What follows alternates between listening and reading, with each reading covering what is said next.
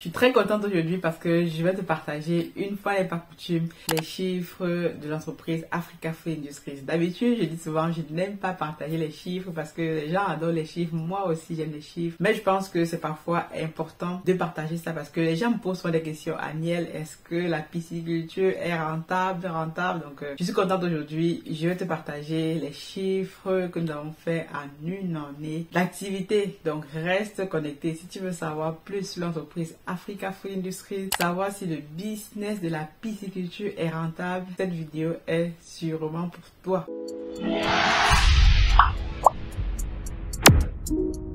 Bienvenue sur la chaîne Masora Business. Donc je suis très contente aujourd'hui. Si tu tombes sur cette vidéo-ci, je te dis déjà welcome on board. Moi je m'appelle Aniel Cruzel. Je suis ingénieur logiciel et entrepreneur passionné par la technologie, le digital, l'entrepreneuriat en Afrique et aussi maintenant auteur.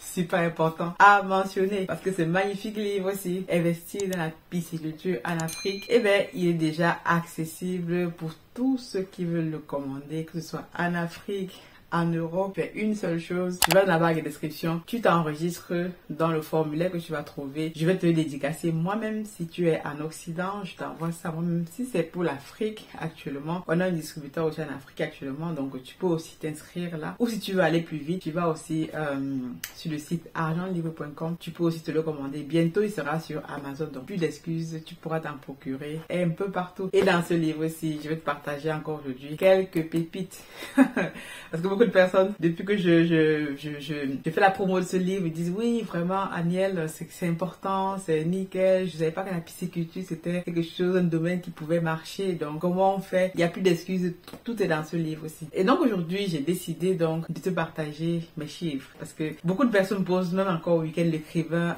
Aniel, est-ce que la pisciculture est rentable? Comment je fais? Avec quel budget je peux démarrer?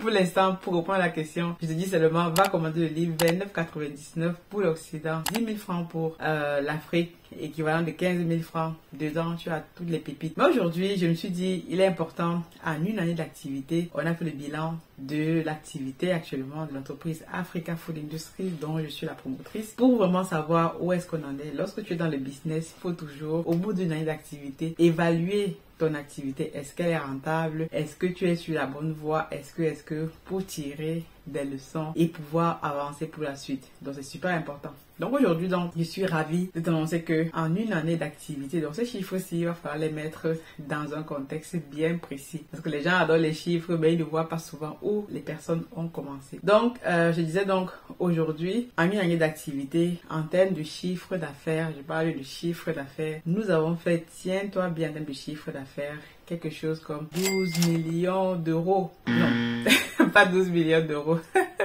Ce serait trop beau, mais on va y arriver. Nous avons fait quelque chose comme 12 millions de francs CFA en une année d'activité. C'est à peu près ici 18 000 euros. Tu peux faire les conversions toi-même, peu importe. Donc, ce sont les chiffres qui sont factuels. Donc, je ne peux pas te demander de venir, voilà, si vraiment il n'y a que nos actionnaires qui peuvent aller vérifier ça concrètement parce qu'ils sont au courant. Non, je préfère tenir à partager ça. Pourquoi les gens se rendent compte que la pisciculture est une activité assez rentable. Donc, en une année d'activité, on a pu produire environ 6 tonnes de poissons. Hormis tout ce qui a été volé, tout ce qui a été empoisonné. Donc, dans un an, tu m'as suivi, tu as pu voir toutes les péripéties par lesquelles on est passé, mais on n'a jamais rien lâché. Et aujourd'hui, je suis très contente d'annoncer ce chiffre aussi parce que parfois, lorsque je parle de vol, d'arnaque ici, on pense qu'il n'y a que ça en Afrique. Il n'y a que les personnes qui volent, qui arnaquent, même si parfois on peut tomber sur des personnes malhonnêtes. Même ici en Occident, on peut tomber sur des personnes malhonnêtes quand tu es dans le business. Donc ça m'est déjà arrivé.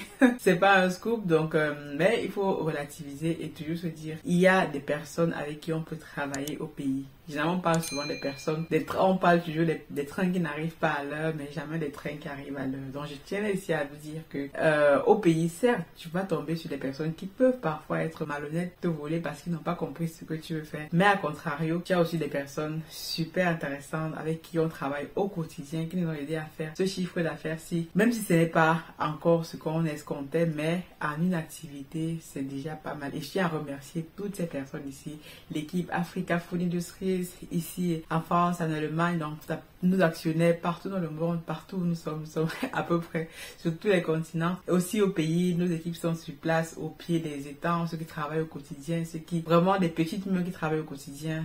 Nous tenons à vous remercier et vraiment, on avance ensemble, toujours étant pour nous le but. Je le dis encore ici, être leader dans la production et la transformation de poissons. Donc, pour revenir un peu sur l'historique, parce que ce chiffre ici, il faut le remettre dans un contexte. Nous, quand on a commencé en 2020, ça fait 3 ans aujourd'hui, donc il faut bien voir où on part. 3 ans aujourd'hui, donc on a commencé doucement avec une idée que j'avais en tête, qu'on avait en tête et qu'on a donc pu développer, améliorer en 2022 avec la levée de fonds. Donc, généralement, lorsqu'on commence un projet, on ne sait pas où il va nous mener. Il faut juste avoir la vision. Donc, on a la vision et tout au long du chemin, on va rencontrer des personnes qui vont nous aider, qui vont nous accompagner dans cette marche-là. Et je tenais ici justement à souligner 4 principales causes ici qui empêchent la diaspora d'investir en Afrique. Je tiens à souligner ça parce que justement dans les multiples messages que j'en reçois actuellement de nombreux messages. Déjà merci à vous qui m'avez souhaité tout, félicitations par rapport au livre, mais aussi par rapport à leur événement que j'attends. C'est très bientôt, donc je continue de travailler, de faire des vidéos tant que je peux encore, mais c'est sûr qu'à un moment donné je vais devoir faire une petite pause, mais ne vous inquiétez pas, je reste toujours là. Donc je tiens à souligner aussi ça ici, donc 4 raisons, je l'ai juste souligné 4, mais si tu en veux plus, va regarder dans le livre. J'ai élaboré au moins 11 raisons pour lesquelles la diaspora n'arrive pas à investir en Afrique ou alors à tout simplement jeter l'éponge. Parce que oui, derrière ceux qui investissent, il y a aussi beaucoup de personnes qui jettent l'éponge et donc il faut que nous soyons nombreuses surtout.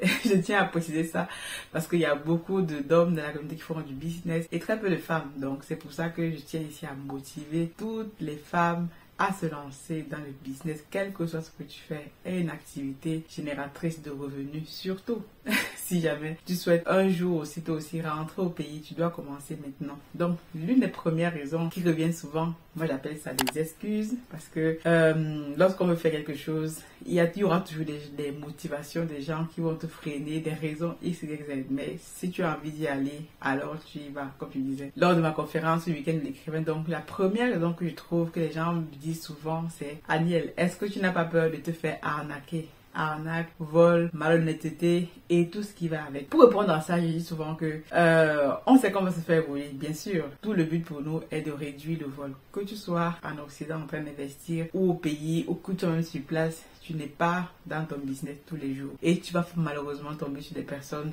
malhonnêtes, des personnes qui vont vouloir t'escroquer. Et ça, il faut le comprendre. Il faut comprendre que ça, c'est le business. C'est comme ça que c'est. Tout l'enjeu pour toi est ici de mettre en place des stratégies justement pour pouvoir réduire le vol. Et pour ça, glissons aux personnes, nous, c'est la raison pour laquelle il faut être très bien accompagné. Il faut savoir de quoi on parle. Il faut maîtriser son sujet. Raison pour laquelle j'ai écrit donc ce livre-ci avec toutes les vidéos que je mets sur la chaîne. Il y a même un coaching qui est disponible sur notre plateforme Aniel Tatian Academy. Tu peux prendre un coaching avec moi ou un membre de mon équipe.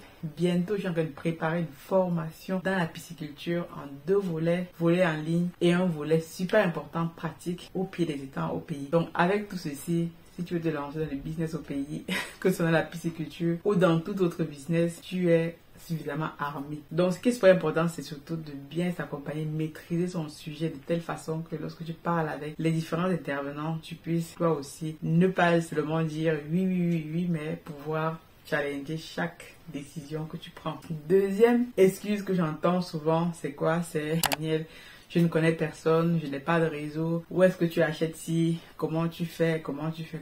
Pour avoir un réseau, déjà, première chose, lorsque tu te lances dans le business, c'est déjà commencer à te créer ton propre réseau. Un réseau d'affaires. Si tu n'as pas un réseau d'affaires, tu peux joindre un groupe d'entrepreneurs qui fait déjà des choses au pays. Ça va grandement t'aider. Moi, quand j'ai commencé, je connaissais personne au pays.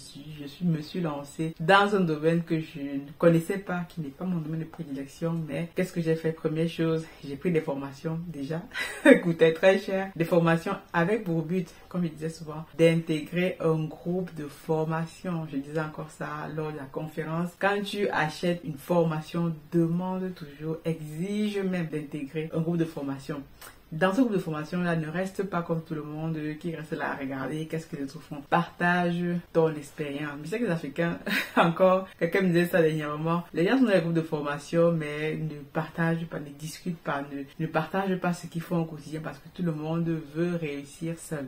Et on ne peut pas réussir tout seul, franchement, je suis désolée de te le dire. Si tu veux réussir seul, tu vas rester mourir tout seul dans ton coin parce que quand tu vas partager l'information, quelqu'un d'autre va la voir, va te poser des questions et peut-être va t'orienter vers quelqu'un qui l'a déjà entendu. Donc c'est tout un networking, un réseau qu'il faut mettre en place. Et pour ça, il faut prendre des formations et des coachings et se rapprocher des personnes qui sont déjà sur le terrain, pas les personnes qui ont dit j'ai fait, vous ne voyez jamais aucune espèce de réalisation. Donc moi je vous montre ici from scratch où est-ce que je suis partie, qu'est-ce qu'on fait, où est-ce qu'on allait sur le terrain, et comme ça vous pouvez voir que c'est du concret, vraiment du concret. Donc rejoins des groupes de formation, forme-toi, des coachings, tout ça, et ça fait, c'est moi je marche maintenant par de la recommandation. Je recommande quelqu'un et généralement cette personne-là est considérée comme un avaliste et ça marche plutôt bien. La recommandation c'est le meilleur moyen quand on investit au pays et qu'on n'est pas fort. Même quand on est sur place, il faut toujours se rapprocher des bonnes personnes. Troisième autre excuse que j'entends souvent c'est ah Aniel, tu sais, actuellement moi je suis vieux, je suis jeune, vraiment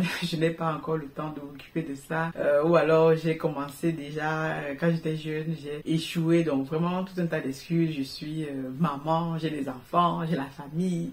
Moi aussi je suis maman, entrepreneur de 4, je suis à la tête de 4 entreprises actuellement, 4 entreprises actuellement que je gère en parallèle, maman bientôt un deuxième, et toutes ces choses là, épouse en même temps, donc chef de famille, toutes ces choses là je les gère en même temps, mais c'est une question d'organisation. Si tu veux le faire, alors tu vas trouver le temps de le faire, de t'organiser comme il faut. Et moi je dis toujours, aujourd'hui en tant que femme surtout, on a la capacité de faire un maximum de choses. Et c'est une question de vision, une question de vouloir le faire. Donc, si tu me sors l'excuse comme quoi tu es vieux, tu es jeune. D'ailleurs, si tu es même jeune, c'est même le moment de commencer. Le moment de commencer. Si tu es étudiant, c'est le moment de commencer à te lancer dans le business. Commencer avec des petits moyens. Et tu verras que dans 10 ans, 15 ans, tu auras assez d'expérience. Donc, moi, je prends mon exemple. Moi, je commençais, ça fait 2-3 ans que je suis dans le business. Donc, à 30 ans. Et imagine-toi où je serai dans 10, 20, 30 ans. Aujourd'hui, à presque 33 ans, j'ai 4 entreprises. Imagine-toi, dans 10 ans, 15 ans, combien d'entreprises j'aurai, combien de milliers d'euros j'aurai déjà brassé. Donc, et l'expérience que j'aurai acquise, c'est l'expérience qui est super importante. Dernière autre raison aussi que j'entends souvent, la dernière fois que je discutais avec un collègue qui me disait, il est super motivé, et généralement c'est la famille. La famille autour, les amis autour, les personnes qui ne croient pas à son projet, et ça démoralise. Donc ça, peut-être que tu es dans le même cas. Tu as un projet, tu es super motivé quand tu parles de ton projet. Et à côté de toi, tu as des gens que moi j'appelle des tueurs de rêves qui vont te dire ça ne sert à rien. On n'a jamais vu aucune réalisation. Qu'est-ce que tu fais? Qu'est-ce que tu fais? Pour ça, moi je veux seulement te dire que parfois quand tu parles de ton projet, il faut choisir les personnes à qui tu parles de ton projet. C'est vraiment super important. Si tu as un projet au tout début, tu es super incité, tu es motivé, tu as pris, choisir la personne à qui tu vas parler. Si tu as des personnes, des amis ou ça à qui que tu penses qui te veulent peut-être du bien, mais généralement c'est qu'ils vont te décourager. Tu as des personnes qui n'ont même jamais ouvert une boutique au quartier. Des personnes qui n'ont même jamais vendu les beignets. Nous on a vendu les beignets, on a vendu l'eau glacée au marché, à la gare routière. Des personnes qui n'ont jamais fait ça, qui vont te dire non, ça ne sert à rien. Donc choisis les personnes méticuleusement avant de payer ton projet. Laisse-le mûrir grandement et choisis une personne qui a le même mindset que toi, qui est déjà un entrepreneur, qui est dans le milieu, qui fait quelque chose, même si ce n'est pas dans ton domaine de prédilection, mais c'est la motivation, c'est la connexion, c'est le vibe qui va te communiquer, qui va faire en sorte que tu ne sois pas découragé, parce que si tu parles ton projet à la mauvaise personne, il suffit qu'ils te disent 2-3 mots et c'est mort. Moi, j'ai dit moi ici, lorsque je commence mes projets, même parfois à la maison, mon mari n'est même pas au courant que je suis en train de démarrer ce projet. C'est quand c'est déjà bien avancé que j'en parle. Donc, c'est une raison. Je sais pourquoi je fais ça, parce que généralement, même tes conjoints, même ton mari avec qui tu dors tous les jours, n'est pas forcément le même mindset que toi et ne réfléchit pas comme toi. Donc, parfois, c'est même lui qui va te décourager. Donc, voilà. Donc, j'espère que cette vidéo-ci a fait sens pour toi, mais je tenais à partager le chiffre pour te montrer que la pisciculture, si tu veux devenir millionnaire, comme je l'ai dit ici là, le guide pour devenir millionnaire grâce aux poissons. Si tu veux devenir millionnaire grâce aux poissons, c'est ici. Et j'ai mis cette phrase qui est là au-dessus du livre. Aller en Europe ne résout pas le problème de la famine en Afrique. Il faut agir. Donc nous tous là de la diaspora, on est en Europe et tout, on vient, on va, on revient. Ça ne résout pas le problème de la famille en Afrique. On a beau critiquer, on a beau dire que les gouvernants, les machins, les trucs, il faut bien qu'une passion à l'action. Donc, je t'invite grandement, si tu veux passer à l'action, une seule chose à faire, tu peux commander ce livre. Et si tu commandes même ce livre ici, dans les 24 heures après cette vidéo aussi, je t'accorde une réduction de 10%. Donc, tu tapes Masora 10. Quand tu vas remplir le formulaire, tu mets ça dans nos commentaires et je t'accorde une réduction de 10%. Donc, 29,99 moins 18%, tu calcules ça. Et tu me fais signe que je vais te contacter pour t'envoyer ce livre-ci.